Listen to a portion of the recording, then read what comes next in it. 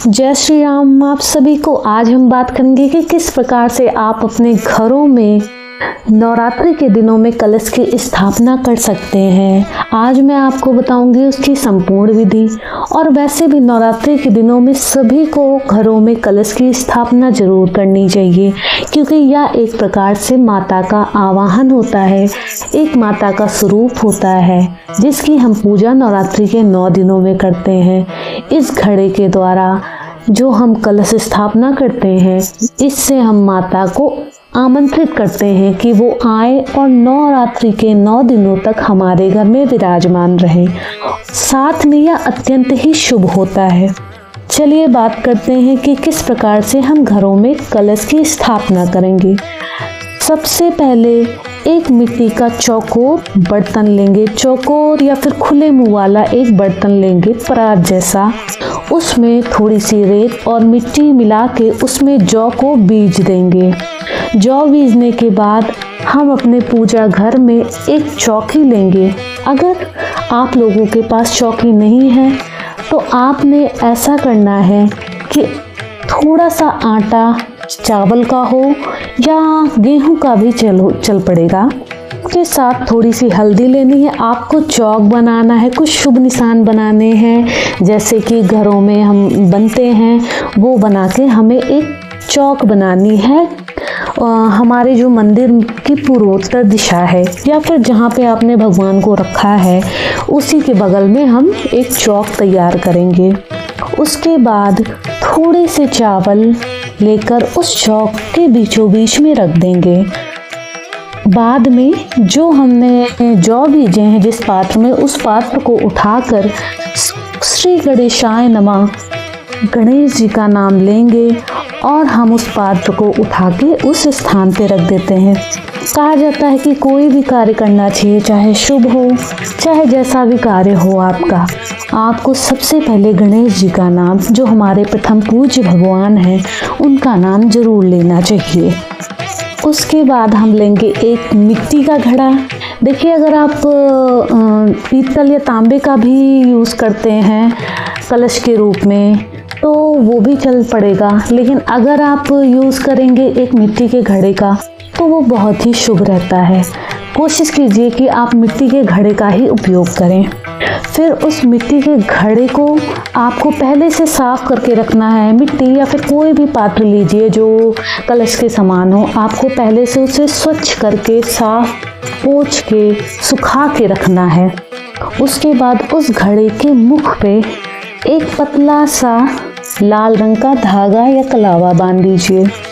धागा कलावा बांधने के बाद आपको क्या करना है, उसमें थोड़ा सा गंगा जल डालना है और फिर उसी कलश को पूरा जल से भर देना है। जल से भरने के बाद उसमें कुछ चीज़ें आपको डालनी है उसके अंदर, जैसे कि सुपारी, एक हल्दी की गांठ, अगर गांठ नहीं है तो आप पाउडर भी डाल सकते हैं, थोड़ा सा कुमकुम, अक्षत के कुछ दाने, लौंग 2, इलायची 1, दूब के कुछ पत्ते और साथ में एक सिक्का डाल देना है। और फिर कलश के मुख को आम के पत्तों से ढक देना है। अगर आप हो सके तो आम का जो ऊपरी भाग होता है जिसे टल्ला बोलते हैं, जो पत्ते एक साथ, कई पत्ते साथ में जुड़े हुए होते हैं, तो आप उनका उपयोग करेंगे तो ज़्यादा बेहतर रहेगा। लेकिन आप स्वेच्छा अनुसार, अपनी सुविधा अनुसार आपको जो भी मिलता है आप उसका उपयोग करें। फिर उन पत्तों को उसके कलश के अंदर डाल के चारों तरफ से सजा दें। उसके बाद आपको एक कटोरी लेनी है, थोड़ा बड़े मुख वाली कटोरी, जो कि आपके कलश को पूरी तरीके से ढक दे। उस कलश पे उस कटोरी को रख देना है। रखने के बाद फिर उस पे एक आपको क्या करना है कि एक नारियल लेना है और उसे अच्छे से किसी लाल कपड़े या सूत से, तूल जो होता है जो पूजा पाठ में अत्यधिक उपयोग करते हैं, एक पतला सा सूती कपड़ा होता है नरम सा, उससे आपको अपने नारियल को पूरी तरीके से ढक लेना है। बस थोड़ा सा उसका मुख खोल देना है। उसके बाद अगर आपके पास स्टूल नहीं है, अगर आप कपड़े के साथ कंफर्टेबल नहीं हैं, तो आपको क्या करना है, आपको चारों तरफ से उस नारियल में कलावा या लाल रंग का जो धागा होता है पूजा पाठ में उपयोग किया जाता है, आपको उस धागे को चारों तरफ से बांध देना है। उसके बाद पहले आप अभी उस नारियल को उस कलश पे नहीं रखेंगे। आपने सबसे पहले उस कलश को उठाना है और जहाँ पे आपने जौ बीजे हैं, जिस भी बर्तन में, जिस भी पात्र में आपने जौ बीजे हैं, उसके ऊपर आपको कलश को उठा के रख देना है। अच्छे से सावधानी पूर्वक रखिए। रखने के बाद आपको वो नारियल उठाना है। नारियल उठाने के बाद माता जी का नाम लेना है, अर्जी देनी है और बोलना है कि आइए माता जी, इन नवरात्रि के 9 दिनों में आप हमारे घर में विराजमान होइए। फिर उसी नारियल को उठा के आपको, जो आपने उस कलश के ऊपर चावल से भरा हुआ पात्र रखा है, उस पात्र के ऊपर आपको एक बार जय माता दी बोल के उस नारियल को उसी पात्र के ऊपर रख देना है। ये हो गया आपका कलश स्थापित। उसके बाद आपको एक पान का पत्ता लेना है, उस पत्ते पे गौरी को विराजमान करना है। अब बात करते हैं गौरी को विराजमान कैसे करना है।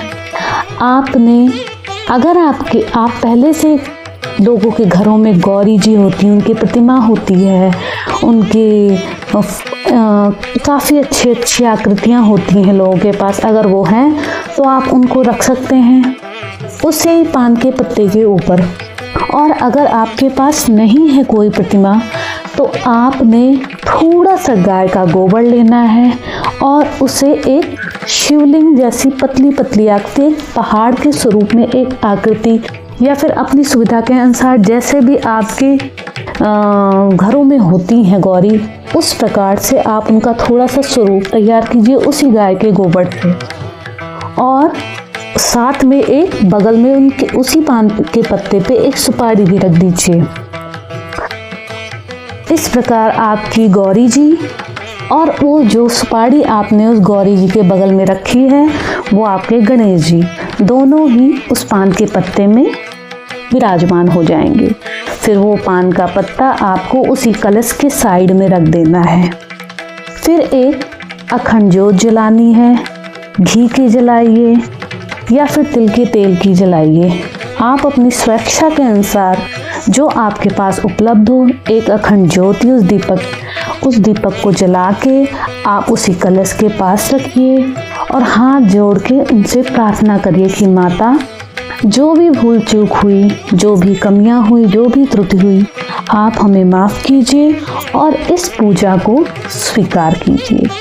इस प्रकार से रोज़ नवरात्रि के 9 दिनों में आप जल, अक्षत, टीका, कुमकुम कीजिए उस कलश का, उन गौरी जी का, उन गणेश जी का, और फिर रोज़ ही उनकी आरती कीजिए। इस प्रकार से नवरात्रि के दिनों में आप अपने घरों में कलश की स्थापना कर सकते हैं।